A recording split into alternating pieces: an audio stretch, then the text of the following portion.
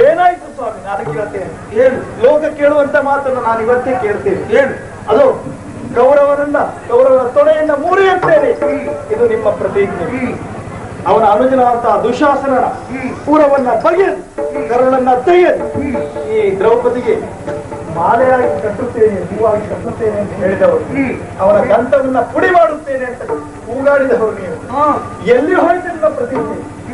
ಗಂಡಸಾಗಿ ಇಂತಹ ಒಂದು ವೀರ ಪ್ರತಿಜ್ಞೆಯನ್ನ ಈಡೇರಿಸಿಕೊಳ್ಳಲಿಕ್ಕೆ ಆಗದೇ ಇರುವಂತ ಸಾಮಾನ್ಯ ಮನುಷ್ಯರಂತೆ ನೀಡುತ್ತೇವೆ. ಅಂತಹ ವೀರ ಪ್ರತಿಜ್ಞೆ ಅದೆಲ್ಲ ಹಾಗೆ ಹಾಗೆ ಇರುತ್ತದೆ ಸ್ವಾಮಿ.